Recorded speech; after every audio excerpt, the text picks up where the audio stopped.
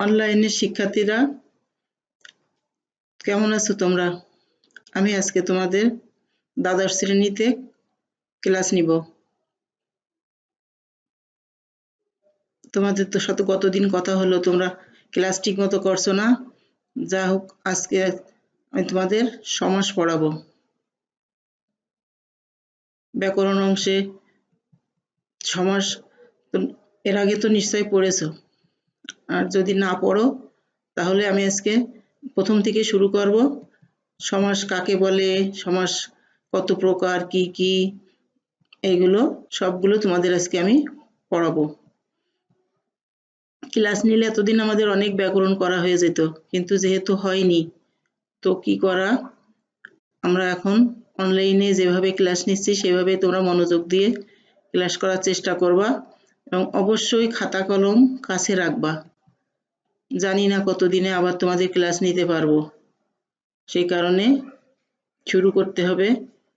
আমরা ক্লাস যদি ঠিক মতো করি তাহলে যখন আসলে যদি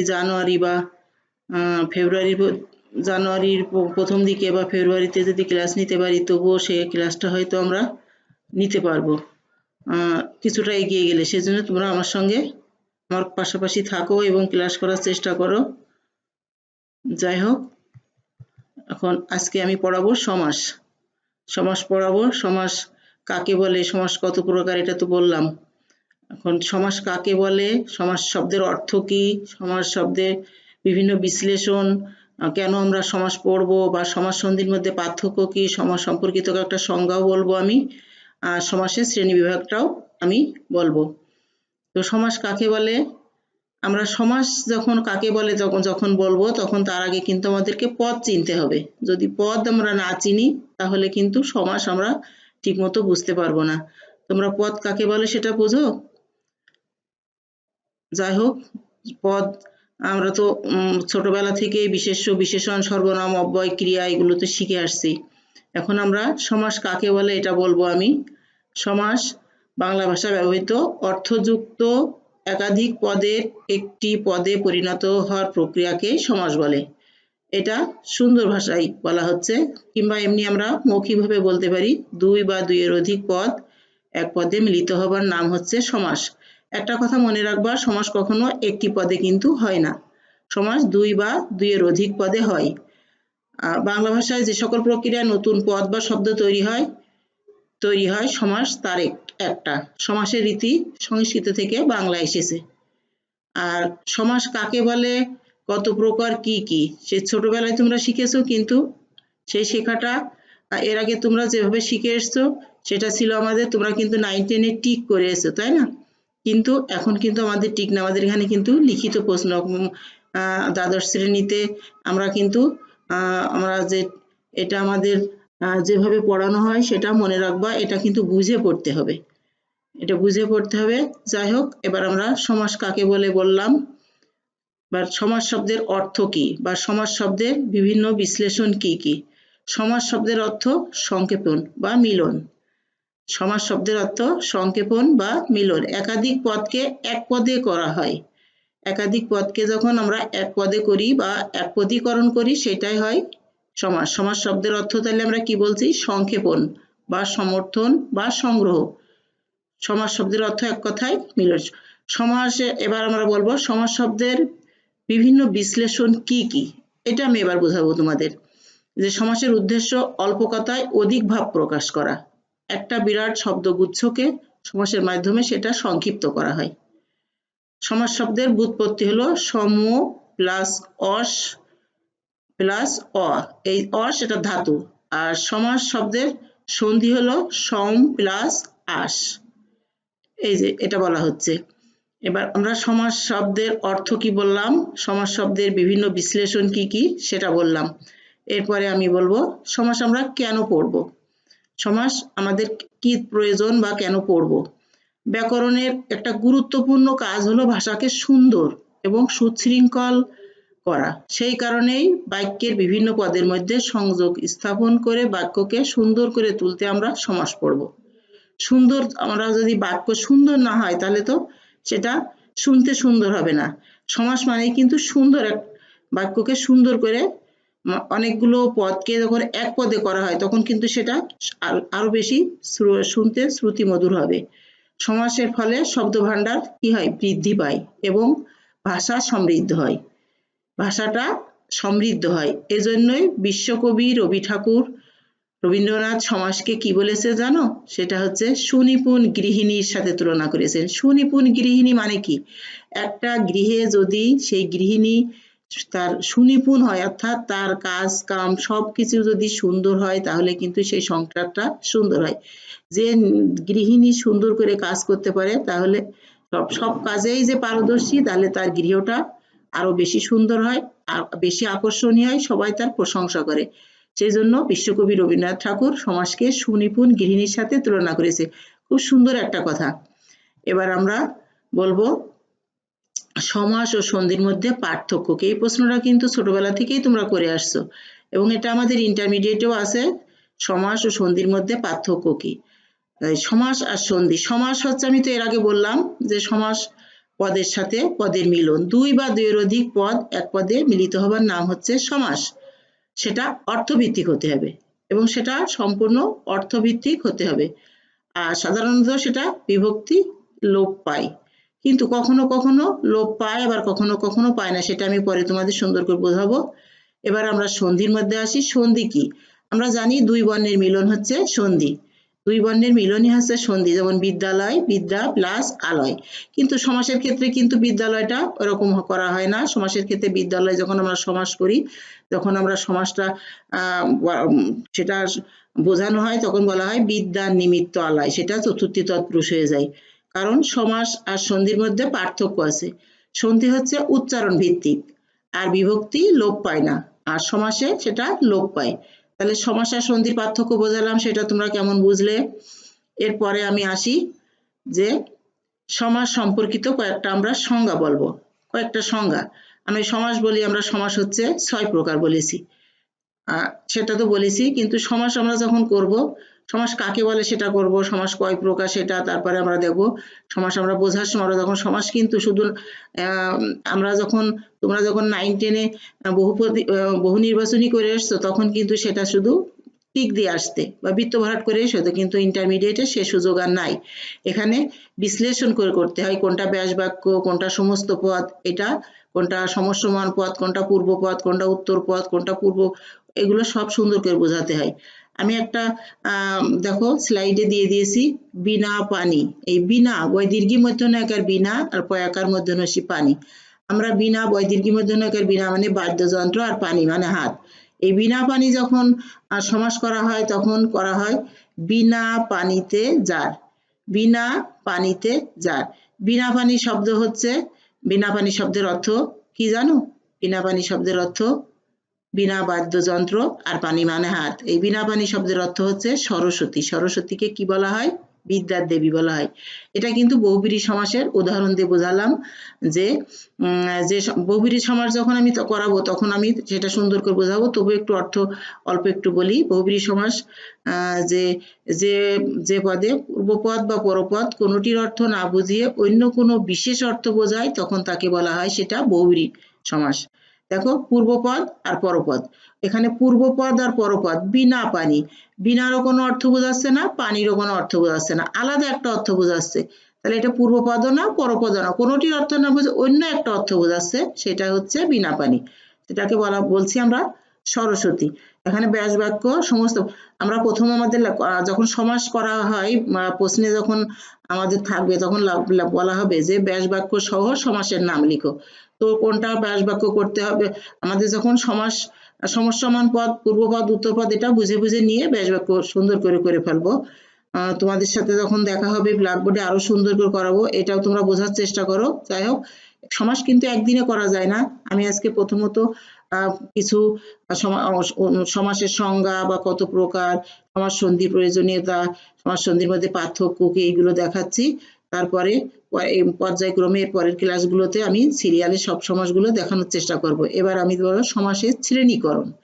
সমাস কত প্রকার? সাধারণত সমাস হচ্ছে 6 প্রকার। প্রধানত সমাস হচ্ছে 6 প্রকার। সেটা হচ্ছে দ্বন্দ্ব সমাস, বহুব্রীহি সমাস, কর্মধারয় সমাস, তৎপুরুষ সমাস, দ্বিগু সমাস, অব্যয়ভাব সমাস। তোমরা কিন্তু দ্বন্দ্ব সমাসের বানানটা অবশ্যই খেয়াল করবা। দয় বয় দন্তান্নই দয় বয় দ্বন্দ্ব। এই দ্বন্দ্ব সমাস কিন্তু বানানে অধিকাংশ ছেলেমেয়েরা ভুল করে, একটা বফলা দেয় আর একটা বফলা দেয় না। তো এছাড়া আরো কিছু অপ্রধান সমাস আছে, সেটা হচ্ছে ছয়ের বাইরে, সেটা প্রাদি সমাস বলা হয়, নিত্য সমাস বলা হয়, অলুপ্ত সমাস আছে, উপপদ তৎপুরুষ আছে। যখন অলুক আর উপপদ, অলুক আবার দ্বন্দ্ব সমাসেও থাকে, আবার তৎপুরুষ সমাসও থাকে, কিন্তু এটা অলুক আর উপপদ আমি আলাদা করে তোমাদের সুন্দর করে বোঝানোর চেষ্টা করব। তো আমরা 6 প্রকার সমাসের নাম বললাম, এবার আমি 6 প্রকার সমাসের মধ্যে একটি একটি করে তোমাদের বোঝানোর চেষ্টা করব। আমি প্রথমে তোমাদেরকে দ্বন্দ্ব সমাস বোঝাবো।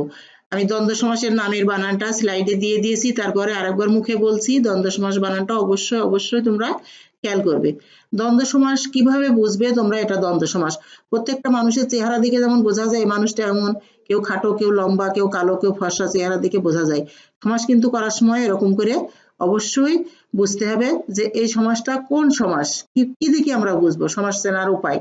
যে সমাসে প্রতিটি সমসমান পদের অর্থের সমান প্রাধান্য থাকে এবং ব্যাস বাক্যে একটি সংযোজক অব্যয় কখনো বা বিয়োজক দ্বারা যুক্ত থাকে তাকে দ্বন্দ্ব বলে। এটা আমি বইয়ের ভাষায় বললাম। তো আমি তোমাদের আরো সহজ করে বোঝানোর চেষ্টা করব।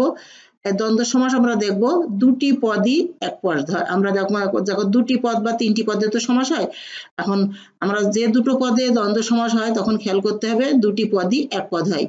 প্রথমত খেয়াল করবা, প্রথম পদ যদি বিশেষ্য হয় পরেরটা অবশ্যই বিশেষ্য হবে, প্রথমটা যদি বিশেষণ হয় পরেরটাও বিশেষণ, প্রথমটা যদি এরকম আমরা প্রথমটা ক্রিয়া হলে পরেরটাও ক্রিয়া, সবগুলো এরকমই থাকে। কিন্তু আমরা একটা জিনিস খেয়াল করব, দ্বন্দ্ব সমাসে অ্যাবসেন্ট থাকে হচ্ছে অব্যয়, অ্যাবসেন্ট থাকে অব্যয়। এই অব্যয় পদটা আমরা ব্যাস বাক্যে নিয়ে আসি। তাহলে আমি কি বললাম, তাহলে কি বললাম যে দুটি পদই এক পদ হবে এবং উভয় পদের অর্থ প্রধান থাকবে, তখনই হবে সেটা দ্বন্দ্ব। এই দ্বন্দ্ব সমাস কিন্তু আমরা দ্বন্দ্ব সমাসেরও শ্রেণী বিভাগ করব। দ্বন্দ্ব সমাস এই একটি সংযোজক অব্যয় কখনো বিয়োজক, কখনো সংযোজক, কখনো বাড়ায় বা কখনো কমায়, আমরা এটা বলবো। তো আমরা দ্বন্দ্ব সমাস যখন করব তখন আমরা দেখব দ্বন্দ্ব সমাসের বিভিন্ন শ্রেণীকরণ আমরা করা হয়। আমরা দ্বন্দ্ব সমাসে যদি এখন উদাহরণ দিই, তো যদি বলি দোয়াত কলম, তাল তমাল, এই যে এখানে তাল তমাল, এই তাল তমাল দেখো দুটোই এক পদ। আবার যখন দোয়াত কলম, এই দোয়াত কলমও কিন্তু এক পদ। এগুলো সব নাম, নাম মানে তাহলে এটা বিশেষ্য পদ। আমি যদি এখন বলি যে হাসি খুশি, হাসি ও খুশি, তো কি হয়? হাসি খুশি, হাসি ক্রিয়াপদ, খুশিও ক্রিয়াপদ। আমি কিন্তু তোমাদের বলেছি দুটি পদই যখন এক পদ হয় তখন মনে করব আমরা এটা দ্বন্দ্ব সমাস এবং উভয় পদের অর্থই প্রধান, এখানে কারো কিন্তু গুরুত্ব কম থাকে না। তো প্রতিটি পদের অর্থের প্রাধান্য সমস্ত পদে এটা রক্ষিত আছে। দ্বন্দ্বের জন্য ব্যাস বাক্য ও এবং আর, ও এবং আর এই পদগুলো সাধারণত ব্যবহার করা, এবং এই পদগুলো কি বলেছি? অব্যয় পদ। অব্যয় মানে যে পদের কোনো পরিবর্তন করা হয় না। ছোটবেলায় আমরা শিখেছিলাম যে পদের নেই ব্যয় তাকে বলা হয় অব্যয়। তো এটা ছোটবেলার তা না, আমরা বড়কালে যেহেতু শিখছি সেটা আমরা বলবো যে অব্যয় পদ, যে পদের কোনো পরিবর্তন হয় না, যে ও এবং আর। সচরাচর আমরা ও দিয়েই বেশি করি।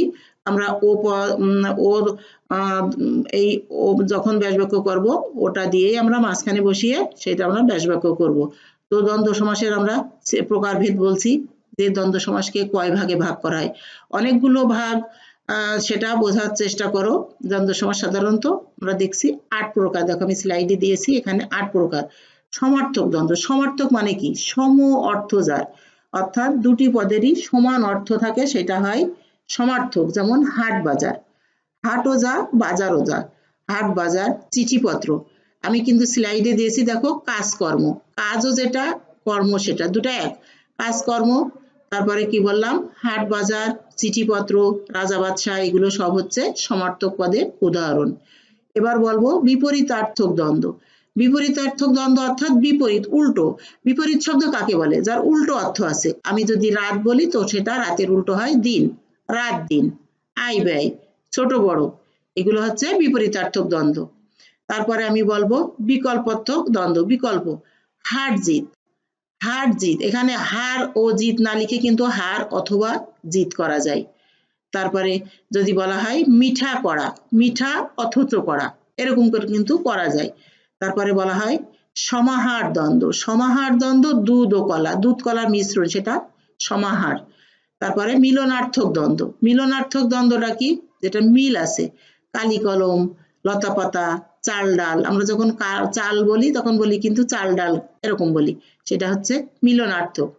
তো আমরা অনেকগুলো, আমি 8 প্রকার বলছি, আরো কিছু এখানে বলা যায় সম্বন্ধবাচক, যেটার মধ্যে সম্বন্ধ আছে, যেমন পিতামাতা, ভাই বোন, তারপরে দম্পতি, এগুলো কিন্তু সম্বন্ধবাচক, যেমন পিতা ও মাতা, জায়া ও পতি, এটা সম্বন্ধবাচক। এবার বহুপদী দ্বন্দ্ব, এই বহুপদী দ্বন্দ্ব কিন্তু সেখানে দুইটা পদ থাকে না, দুইটা তিন মানে দুইয়ের বেশি, সেটা 3টা 4টা থাকে। যেমন ইট কাঠ পাথর, বা এখানে দেখো রূপ রস গন্ধ স্পর্শ, এই যে রূপ রস গন্ধ স্পর্শ, এখানে আমরা রূপ রস গন্ধ ও স্পর্শ, এক পাশে 3টি পদ নিয়েছি, আরেক পাশে আমরা আরেকটা করেছি, এরকম করা যায়। তারপরে তেল নুন লাকড়ি, এরকম করা যায়। এটা হচ্ছে বহুপদী দ্বন্দ্ব। তারপরে আমরা পরেরটা বলবো একশেষ দ্বন্দ্ব।